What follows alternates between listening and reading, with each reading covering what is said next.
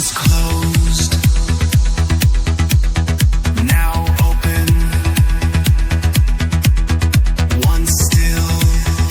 ನಮಸ್ಕಾರ ಗೆಳೆಯರೆ, ಇವತ್ತು ನಾವು ಹರಪನಹಳ್ಳಿಯಲ್ಲಿರ್ತಕ್ಕಂಥ ಒಂದು ವಿಶೇಷವಾದ ಸಮಾಧಿ ಸ್ಥಳಕ್ಕೆ ಬಂದಿರತಕ್ಕಂಥದ್ದು.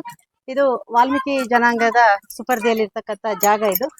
ಈ ಜಾಗ ನಾವು 2-3 ದಿನ ಹಿಂದೆ ಬಂದಾಗ ಮುಳ್ಳಿನ ಬೇಲಿಯಿಂದ ಜಾಲಿ, ಏನು ನಾವು ಬಳ್ಳಾರಿ ಜಾಲಿ ಅಂತೀವಲ್ಲ, ಆ ಜಾಲಿ ಗಿಡಗಳಿಂದ ತುಂಬೋಗಿತ್ತು. ನಮ್ಮ ವೆಂಕಟೇಶ್ ಅವರು ಮತ್ತೆ ಅವರ ಜೊತೆಗಿರ್ತಕ್ಕಂಥವ್ರೆಲ್ಲರ ಸಹಕಾರದಿಂದ ಇವತ್ತು ಸ್ವಲ್ಪ ಮಟ್ಟಿಗೆ ನೋಡುವಂತ ಆಗಿದೆ. ಪ್ರೆಸ್ನವರ ಸದಸ್ಯರೆಲ್ಲರೂ ಸೇರ್ಕೊಂಡು ಇದನ್ನ, ಪುರಸಭೆ ಸದಸ್ಯರು, ಪ್ರೆಸ್ನವರು ಎಲ್ಲರೂ ಸೇರ್ಕೊಂಡು ನನಗೆ ಸಹಾಯ ಮಾಡಿದ್ರಿಂದ ಇವತ್ತು ಇದನ್ನ ನೋಡುವಂತ ಸ್ಥಿತಿಯಲ್ಲಿದೆ. ಇಲ್ಲಿರ್ತಕ್ಕಂಥ ಜನಗಳ ಅಭಿಪ್ರಾಯವನ್ನ ಕೇಳಿದಾಗ ಕೆಲವರೆಲ್ಲ ಹೇಳಿದ್ರು ಹರಪನಹಳ್ಳಿ ಪಾಳೆಗಾರರ ಒಬ್ಬ ಅರಸನ ಸಮಾಧಿ ಅಂತ ಹೇಳಿ. ಹಾಗೇನೆ ಕೆಲವರು ಹೇಳಿದ್ರು ಇದು ಅರಸನ ಜೊತೆ ಇರ್ತಕ್ಕಂಥ ಒಬ್ಬ ಸೈನ್ಯಾನಿಯ ಅಥವಾ ದಂಡನಾಯಕನ ಸಮಾಧಿ ಅಂತ. ಹಾಗೆ ಇಲ್ಲಿ ಬಂದು ನಾವಿಲ್ಲಿ ಆಟ ಆಡ್ತಕ್ಕಂಥ ಮಕ್ಕಳನ್ನೆಲ್ಲ ಕೇಳಿದಾಗ ಒಂದು ಕುದುರೆಯ ಸಮಾಧಿ ಅಂತ ಹೇಳಿದ್ರು. ಆದ್ರೆ ಇದು ಯಾರ ಸಮಾಧಿ ಅಂತ ಕೂಡ ಇನ್ನ ಗೊತ್ತಾಗಿಲ್ಲ. ಆದ್ರೆ ಇದರ ಭವ್ಯತೆಯನ್ನ ನೋಡಿದಾಗ, ಇದರ ಮೇಲಿರ್ತಕ್ಕಂಥ ಕಲ್ಲುಗಳನ್ನ ನೋಡಿದಾಗ, ಇವೆಲ್ಲ ನೋಡಿದಾಗ ಒಬ್ಬ ಮುಖ್ಯವಾಗಿರ್ತಕ್ಕಂಥ ಹರಪನಹಳ್ಳಿ ಪಾಳೆಗಾರರಲ್ಲಿ ಮುಖ್ಯವಾಗಿರ್ತಕ್ಕಂಥ ವ್ಯಕ್ತಿಯ ಸಮಾಧಿ ಅನ್ನೋದಂತೂ ಸ್ಪಷ್ಟ ಆಗ್ತಾ ಇದೆ. ಇನ್ನ ಇಲ್ಲಿ ಹೆಚ್ಚಿನ ಸಂಶೋಧನೆಯನ್ನ ಮಾಡಿ ಇದರ ಪಕ್ಕದಲ್ಲಿ ಇದಕ್ಕೆ ಸಂಬಂಧಪಟ್ಟಿದ್ದ ಯಾವ್ದಾದ್ರು ಶಾಸನಗಳಾಗಿರ್ತಕ್ಕಂಥದ್ದಾಗಿರ್ಲಿ ಅಥವಾ ಹಸ್ತಪ್ರತಿಗಳಾಗಿರ್ತಕ್ಕಂಥದ್ದಾಗ್ಲಿ ಸಿಕ್ಕರೆ ನಮಗೆ ತುಂಬಾ ಅನುಕೂಲ ಆಗುತ್ತೆ. ನೀವು ನೋಡ್ಬೋದು, ಆಕ್ಚುಲಿ ಇಲ್ಲಿ ನಾವು ಏನು ಕಡಬಗೇರಿ ಕಡೆಯಿಂದ ಬಂದಾಗ ಅಥವಾ ಅರಸೀಕೆರೆಯಿಂದ ಬಂದಾಗ ಇಲ್ಲಿ ನಿಮಗೆ ಹರಪನಹಳ್ಳಿ ಆರಂಭದಲ್ಲೇ ಒಂದು ಪೆಟ್ರೋಲ್ ಬಂಕ್ ಸಿಗುತ್ತೆ. ಆ ಪೆಟ್ರೋಲ್ ಬಂಕ್ನ ಹಿಂಭಾಗದಲ್ಲಿ ಇರ್ತಕ್ಕಂಥದ್ದು ಇದು. ಇದರ ಸಂರಕ್ಷಣೆಯನ್ನ ಮಾಡ್ಬೇಕಾಗಿರ್ತಕ್ಕಂಥ ಅಗತ್ಯ ಇದೆ. ಇದ್ರ ಸುತ್ತಮುತ್ತ ತುಂಬಾ ಇದು ತಿಪ್ಪೆ ಇದೆ. ಈ ತಿಪ್ಪೆಯನ್ನೆಲ್ಲ ಸ್ವಚ್ಛ ಮಾಡಿ ಒಂದು ಪಾರ್ಕ್ ತರ ಮಾಡ್ಬೇಕು ಅಂತೇಳಿ ನಾನು ಪುರಸಭೆಯ ಸದಸ್ಯರಿಗೆ ಮತ್ತೆ ಇಲ್ಲಿರ್ತಕ್ಕಂತಹ ಬೇರೆ ಬೇರೆ ಸಂಘಟನೆಗಳಿಗೆ ಕೇಳ್ಕೊಳ್ತೀನಿ. ಹಾಗೇನೆ ಈ ರೀತಿಯ ನಮ್ಮ ಹರಪನಹಳ್ಳಿಯ ಇತಿಹಾಸಕ್ಕೆ ಸಂಬಂಧಪಟ್ಟಿರ್ತಕ್ಕಂಥ ಹಲವಾರು ದಾಖಲೆಗಳು ಮತ್ತೆ ನಶಿಸಿ ಹೋಗ್ತಾ ಇದ್ದಾವೆ. ಆ ನಶಿಸಿ ಹೋಗ್ತಕ್ಕಂತಹ ಈ ದಾಖಲೆಗಳನ್ನ ಸಂರಕ್ಷಣೆ ಮಾಡಿ ಇದು ನಮ್ದೇ ಅಂತ ಹೇಳಿ, ಅಂದ್ರೆ ಯಾಕಂದ್ರೆ ನಾವು ಇತಿಹಾಸವನ್ನ ತಿಳ್ಕೊಳ್ಳಿಲ್ಲ ಅಂದ್ರೆ ಮುಂದಿನ ಇತಿಹಾಸವನ್ನ ರಚಿಸಕ್ ಸಾಧ್ಯ ಇಲ್ಲ. ಹಾಗಾಗಿ ನಾವು ನಮ್ಮ ಇತಿಹಾಸವನ್ನ, ನಮ್ಮ ತಂದೆ ತಾಯಿಯ ಇತಿಹಾಸನ, ನಮ್ಮ ಅಜ್ಜ ಅಜ್ಜರ ಇತಿಹಾಸವನ್ನ ತಿಳ್ಕೊಬೇಕಾಗಿರ್ತಕ್ಕಂಥದ್ದು ತುಂಬಾ ಅಗತ್ಯ ಇದೆ. ಇದನ್ನ ಗಾಜಿಕೇರಿ ಅಂತಾನೂ ಕರೀತಾರೆ. ಇಲ್ಲೆಲ್ಲ ಮಕ್ಕಳೆಲ್ಲ ಓಡಾಡ್ತಾ ಇರ್ತಾರೆ. ಹಾಗಾಗಿ ಅವ್ರಿಗೆಲ್ಲರಿಗೂ ಅನುಕೂಲ ಆಗೋ ರೀತಿಯಲ್ಲಿ ಇಲ್ಲೊಂದು ಪಾರ್ಕ್ ಅನ್ನ ನಿರ್ಮಿಸಿ, ಮತ್ತೆ ಇದು ವಾಲ್ಮೀಕಿ ಸಮಾಜಕ್ಕೆ ಸಂಬಂಧಪಟ್ಟಿರೋದಂತ ಬೋರ್ಡ್ ಕೂಡ ಇದೆ. ಆ ಬೋರ್ಡ್ ಅವರು ಕೂಡ ಆ ಸಂಘಟನೆಯಲ್ಲಿ ಇರ್ತಕ್ಕಂಥವ್ರು ಕೂಡ ಇದ್ರ ಕಡೆ ಹೆಚ್ಚಿನ ಗಮನವನ್ನ ಕೊಡ್ಬೇಕು.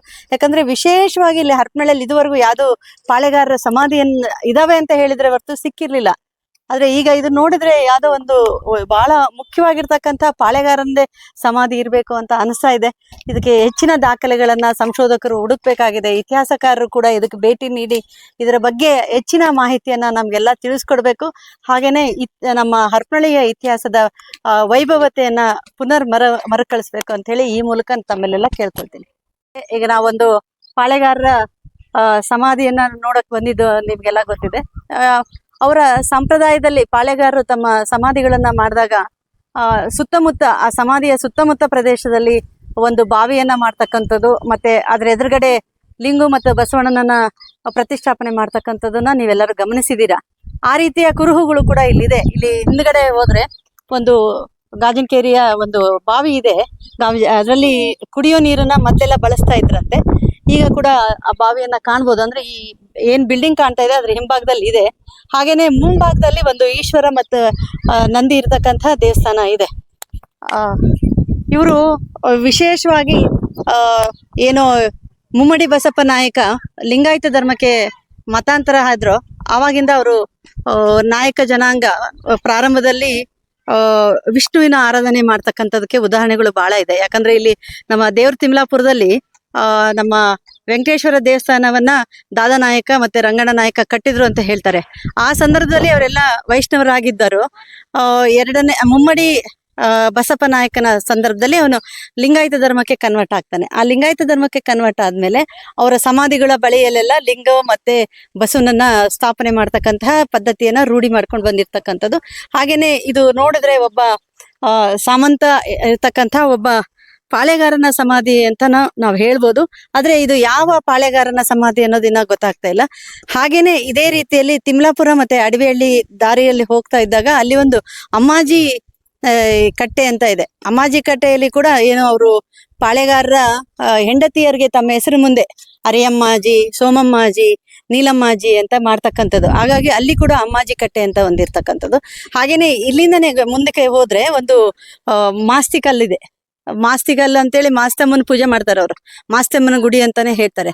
ಅಲ್ಲಿ ಕೂಡ 5 ಜನ ದೇವರುಗಳು ಇದ್ದಾರೆ ಅಂತೇಳಿ, ದಂಡಿ ದುರ್ಗಮ್ಮ, ಉಚ್ಚಂಗಿಯಮ್ಮ, ಮಾಸ್ತಮ್ಮ ಅಂತೇಳಿ 5 ಕಲ್ಲುಗಳನ್ನಿಟ್ಟು ಪೂಜೆ ಮಾಡ್ತಾರೆ. ಇದು ಪೂರ್ತಿ ನಾವು ಹರಪನಹಳ್ಳಿಯಲ್ಲಿ ಇರ್ತಕ್ಕಂತಹ ಪ್ರತಿಯೊಂದು ಓಣಿಗಳಲ್ಲಿ ಹೋದಾಗ, ಪ್ರತಿಯೊಂದು ಕೇರಿಗಳಲ್ಲಿ ಹೋದಾಗ ಐತಿಹಾಸಿಕ ದಾಖಲೆಗಳು ಹೇರಳವಾಗಿ ಸಿಗ್ತವೆ. ಇವು ಸುಮಾರು 300-350 ವರ್ಷಗಳ ಹಿಂದಿನ ಈ ದಾಖಲೆಗಳನ್ನ ಸಂರಕ್ಷಣೆ ಮಾಡುವಂತಹ ಅವಶ್ಯಕತೆ ನಮ್ಗೆಲ್ಲರಿಗೂ ಇದೆ. ಇದು ಮುಂದಿನ ಜನಾಂಗಕ್ಕೂ ಕೂಡ ಇತಿಹಾಸವನ್ನ ಉಳಿಸ್ಕೊಂಡು ಹೋಗೋಕೆ ಸಾಧ್ಯತೆ ಇದೆ. ಈ ಕಾರ್ಯದಲ್ಲಿ ನಮಗೆ ಕೈ ಜೋಡಿಸಿರ್ತಕ್ಕಂಥ ವೆಂಕಟೇಶ್ ಅವರು ಮತ್ತೆ ಅವ್ರ ಜೊತೆ ಇದ್ದಂತಹ ಪತ್ರಕರ್ತರು ಮತ್ತೆ ನಮ್ಮ ಏನು ಪುರಸಭಾ ಸದಸ್ಯರು ಇದನ್ನೆಲ್ಲ ಕ್ಲೀನ್ ಮಾಡಿ ಕೊಟ್ಟಿದ್ದಾರೆ. ಅವರಲ್ಲಿ ಮನವಿ ಮಾಡ್ಕೊಳ್ಳೋದೇನಂದ್ರೆ, ನಾವು ಕೂಡ ನಿಮ್ ಜೊತೆಗಿರ್ತೀವಿ, ನಮ್ಮ ಯುವಕರು ಕೂಡ ನಿಮ್ ಜೊತೆಗಿರ್ತಾರೆ. ಇದನ್ನೆಲ್ಲದನ್ನು ಸ್ವಚ್ಛ ಮಾಡಿ ಇಲ್ಲೊಂದು ಪಾರ್ಕ್ ತರ ಮಾಡಿ ಇದೊಂದು ಕೂಡ ಪ್ರೇಕ್ಷಣೀಯ ಸ್ಥಳವಾಗಿ ಮಾಡಿದ್ರೆ ತುಂಬಾ ಒಳ್ಳೆಯದು ಅನ್ನೋದು ನನ್ನ ಕಳಕಳಿಯ ಮನವಿ.